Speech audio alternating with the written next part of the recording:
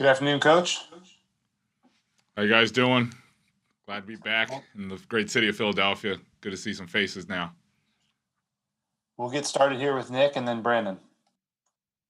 Hi, Michael. Nice to meet you. We were just talking to Shane and Jonathan, and what they were saying is what everybody's kind of going through right now is you're just trying to, in a phase right now where you're trying to figure out what you have, and then go from there. I imagine it's got to be more difficult for special teams coaches because you're oftentimes dealing with the bottom end of the roster, and you don't know if guys are going to be there from week to week. So much as the guys that are that are locked in. But just as far as what you have now, what you've seen now, what do you feel like you have now with some of these guys, and what have you been able to observe? To answer your question, I think this past week, what it's really shown is the energy from the guys that came through. Dealing with special teams a lot, you have to deal with a whole bunch of different things, injuries, stuff like that. So this being kind of virtual, kind of pseudo virtual, pseudo in person, I think it really just falls in line with what special teams really is. But the first week, I mean, guys were flying around. They were receptive. They've been awesome over the virtual meetings, answering questions that I've asked, and they've really taken a foot to getting out there and just really getting that exciting energy, which we're all very excited about. Go ahead, Brandon, and then John McMullen.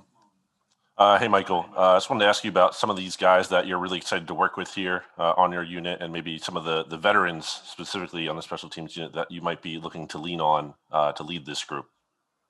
To be completely honest with you, I'm going to lean on everyone, regardless of rookies, veteran guys. Obviously, there is some guys that really stand out in the DB room and in the linebacker room who you may lean on a little bit more.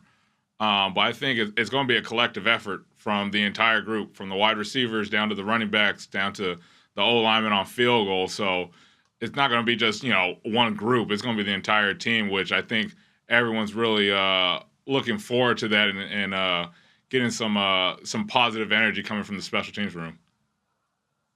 Go ahead, John, and then Mike Kay. Hey, Michael, welcome back. And I wanted to talk to you about what's going on around the league and the fact that, everybody's going through it, but there's no traditional mini camp. And as a new coaching staff coming in, trying to implement a system, how much more difficult does that make it for you? And then secondly, just hearing your thoughts on your specialist and particularly the punter, Aaron Cepas, who hasn't kicked in the league before. To answer your first question, everyone's going through the same thing. All 32 teams. Some have guys coming in a little bit more, some guys don't. But I think in the special teams world, it almost becomes you just rely on your fundamentals and your basics, which you're going to rely on when it comes to the regular season more than anything else. If we're able to put in a good foundation the next couple weeks, then reiterate it in training camp and get those preseason jitters out, I think it's going to fall into the right spot come regular season. As for the specialists, the first 3 days with them has been outstanding. We were able to finally see them live, and they all have lively legs. They're energetic, young guys that are hungry, especially Aaron. He was kind of dealt the bad hand with the COVID and everything, but from whatever I've heard about him has been positive, and he's just reinforced it this past week, working with Jake, working with Rick, and being able to take in a couple reps on rookie minicamp just so we all could see him. And I'm very excited to get to work with him and the other two. Go ahead, Mike, and then Les Bowen. Hey, Michael, welcome back. I wanted to ask you how important was setting the foundation for your coaching style your first time around in Philly? How important was that time here when you first got to Philly and kind of grew under Chip's staff before going to San Francisco? And then also you were mic'd up on the website, I guess, during practice, and you had an analogy about a TV screen, about being too far back or too. Where did you get that from? To answer, my first time here in Philadelphia was a blessing. I grew up being a defensive guy. I played special teams in college and everything, but being able to work under Dave Phipp during those runs really helped me grow as a coach and especially fall in love with the special teams world. especially going back to San Francisco, working under Darius Swinton and Richard Hightower and working with Stan Kwan, who's been coaching for 30 years. I think that whole foundation of how Dave really got to connect with players and get them to play as hard as possible, I was able to transcend that and keep that going for my 5 years in San Francisco under 2 different coordinators. Nothing changed. Regardless of the record, it's all about the energy you put in, and if these guys trust you, they're going to give the energy no matter what. And as for the analogy, you got to connect with everyone. Like, not everyone speaks the same language. I'm a fan of soccer. The guy next to me may not be a fan of soccer, but I think all of us could say, our parents would say, hey, get back from the TV if you can't see the whole thing. So that's the whole analogy, was you can't see the whole screen if you're 2 inches away.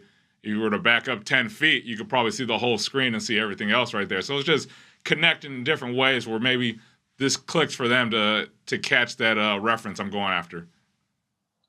Les and then Bo. Hey, Michael. 2 questions, really. First, what do you want your units to be known for? What do you want their identity to be? And also, you spent a lot of time with Chip Kelly as a player and a coach. What did you take from Chip? What's his influence on you been? To answer your first question, in terms of the unit I want is something that is not a forced energy. It's an energetic group that they love doing what they have to do. Not, everyone gets under the notion, oh, you play special teams, you must not be good. That's completely false. I mean, I think all you guys would say, hey, if you hear Matt Slater, you're like, that's a damn good special teams player. He's going to change the game. And that's the special teams can change the game regardless. It could be a 0-0 bad weather, and there could be a block punt, a return where it's going to change the game. So I think having that true energy and that true confidence that, like, hey, this play could change it, I think is what this group really wants. And in terms of Coach Kelly, I mean, I owe the world to him right now, because he gave me my first gig as a young guy getting out of college, going with the Dolphins, getting cut, then, him extending an olive branch out and saying, hey, do you want to come coach? What I learned from him is just, you got to be on the details, but you also got to believe in yourself more than anything else. I think when Chip was really rolling, he was believing in himself, and everything he thought of and everything he said he believed. And I think to get everybody else to do that, they gotta buy in as well. So the whole, from him in college, playing for him for 4 years and under coaching with him for 3 years, just believing in it, I think was the biggest thing with Chip. Thank you. Oh, and then Dave Zingaro. Hey, Mike. A lot of guys on this coaching staff already knew each other before they got here. So what has it, and that, I don't think that was the case for you. So what has it been like over these last couple of months, getting to know the rest of the coaching staff and sort of building that camaraderie? It's been awesome. I think in the coaching world, you're not going to know everyone, but you get to build these relationships with new guys. I've been fortunate enough to be around different staffs, and everyone I've been around here in this building has been fantastic. Jeff Stoutland I worked with a couple years in the first time, so having familiar faces with him, TJ Pagnetti, who coached me at Oregon, and Joe Panunzio, who I worked with for a year. I think the familiarity really helped settle any of the nerves. But everybody else has been fantastic, from Coach Sirianni down to JG to Shane. Like, once you get in the building, we all know we're going to ride or die together. And once we get that sense of confidence, like, conversations turn up easily right now. And, you get all these connections. Like Amo, he was at Stanford when I was a player at Oregon. Then we could connect through that way. Like, they beat us on an alleged catch by Zach Ertz. But you get to talk about that, and, it just builds camaraderie within the staff. Go ahead, Dave, and then Zach Berman. Hey, Michael. You're obviously a defensive player, and when you got into coaching, I'm sure you didn't envision yourself becoming a special teams coordinator. At what point did you start to really enjoy coaching special teams, and what do you like about it now? To be honest with you, I've always liked special teams. I was a long snapper freshman year of college. That's how I got my seat on the bus.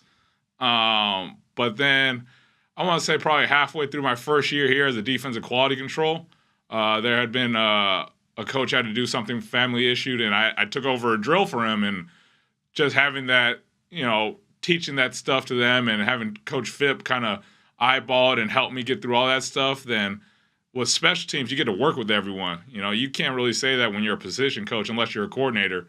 I work with from quarterbacks to O-line, D-line, then you almost have a full sense of the whole team. I mean, you see faces come in, come out, but I think that's the whole true love of special teams. You work with everyone, and you try to get them better regardless of what they do. They could be a one-phase guy, but you could give them the sense of confidence that, like, dang, I'm a pretty good one-phase guy, and I'm going to help this team win.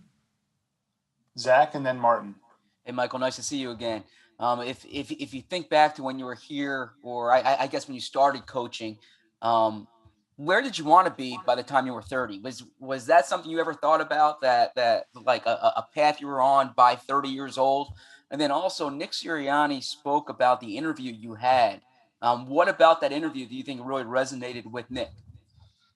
It's a very good question. I think in 2018 or something like that, I thought, to myself, I had been coaching, 5-6 years special teams, and I kind of wrote on my board like, hey, if you could get an interview at 30, that'd be pretty cool. Just for your coordinator, not even being a coordinator, just getting an interview. I'm like, oh, that's a pretty, I feel, attainable goal. Then luckily enough, by 30, 29, I was able to actually get an interview and, sell it and do a good job with it in terms of being hired as a special teams coordinator. So I thought, just writing that goal for myself and trying to attain it, I think it worked out. Then with Coach Sirianni, I think the football IQ and just recollection of a lot of special teams things really resonated with him. Obviously, as you know, I had never met Nick until the interview. So, going through the whole process with everyone and sitting in there, I think my recollection and I think the organization that I had that I learned from Darius, from Phipp, from Hightower really, was a sticking out point. Like, all right, this guy may be ready for it. Then, the follow-up interview of plays and recognizing it, and I give all the credit to the guys I learned from more than anything else, is just being on top of it. Regardless, pulling out plays like, oh, I know what this play is going to be, and just being confident and knowing, I'm going to tell him what this play is before the play starts. And I think that really caught Nick's eye to help, push myself over the top there. Go ahead, Martin, and then Rob Motti. Michael, nice meeting you.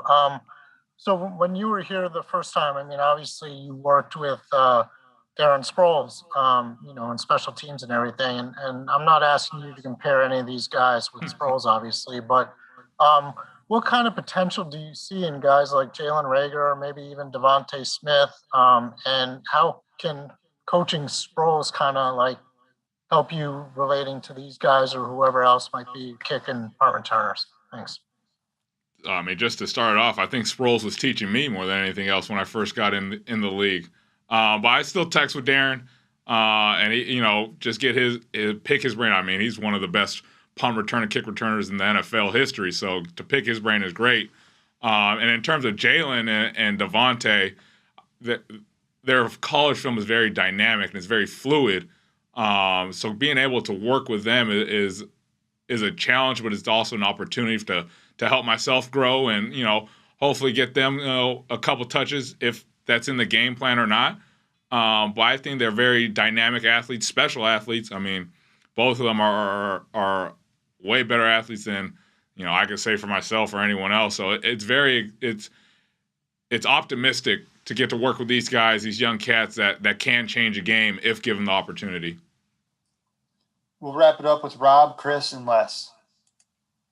Hey, Michael, following up on Devontae and Jalen in a return game, how do you make that determination whether or not you get to use them? And what is your philosophy on first-round picks and potential starters being used as returners? I think it's a full-on communication between myself, Coach Sirianni, and everybody else in terms of, what the game plan is going into that week or anything like that. In terms of their first round, we had Brandon Ayuk last year, and we were able to use him in different situations. But I think it's also one of those things where if we're on the same page and, It's like a basketball player. You want to get to the free throw line to see one go in. If we want to get them a touch to get them going, that's a conversation we could have more than anything else. But I think having those guys at your disposal is one of the greater things, because it makes everyone, have to really game plan. Like, all right, what are we going to do if those two guys or one of those guys is really back there? Go ahead, Chris. Yeah, you have been one of the best. I mean, your units in San Francisco have been among the best in terms of starting field position. What's your general? What's been the key to your success at having good specialty teams with this during your time as coach? And welcome to Philadelphia, by the way. Thank you. I think it's more of the penalty aspect. If you're a very clean unit, it's not going to hurt you in the long run. And playing special teams, I'm a big believer that field position is going to help you win games. And I think that was a big part of 2019 in San Francisco, where we had the starting position point was the 32-yard line, I believe that. I think that and, not pressing more than anything else. You may not get a return 2-3 games in a row. You don't have to be, be 10 yards back in the end zone. Still play within the play. And sometimes you're going to get that opportunity. And when that opportunity strikes, I think with all of our preparation from now until, September, it's going to pop where one of those plays goes from a 25-yard return to hopefully a 75-yard return or a score. But I think it's just playing within yourself and not doing too much is really going to help in terms of our field position going forward. Go ahead, Les. Hey, Michael, one more thing. Since you brought up your illustrious long snapping career, Chip said that was one of the first things that impressed him about you, is that you stepped in your first game as a freshman and long snapped. And he gave me the impression, we didn't have a long conversation, but he gave me the impression that this was sort of unexpected. Can you kind of flesh that out for me? How did you come to long snap? Did you do it all year that year?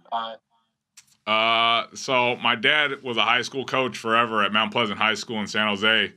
And the head coach there, Clancy O'Hara, I would always go Friday night games, very typical, hey, go hang out with my dad. He just told me, hey, you should start long snapping for fun. So I just kind of did it as a young kid. Then I did it in high school. I was actually the punter. Then our long snapper got hurt. So I'm like, all right, I got long snap, and they're not going to hit me, so I could go make more plays. So I'm all for it. Then freshman year, I mean, you're trying to make the bus, as a true freshman more than anything else. First, I was recruited as a linebacker. I was able to long snap on the side. But I remember vividly that first game at Boise State, first college game, scared, and it was the best long snap of my life. But in terms of that, it was just being prepared more than anything else. Going through the summer two-a-days, being prepared and just relying on my techniques and my coaches. Coach Osborne is like, hey, just snap it back there. Don't even think. And I think that's the biggest thing. When you don't think, shoot, that's probably one of the best. It's like me on the golf course. If I don't think about my drive, it'll probably go straight. If I think too much, look out on the left. But I think it's just all comes down to preparation, regardless if you're a long snapper, kicker, a right gunner. I think the preparation is going to help you succeed no matter what.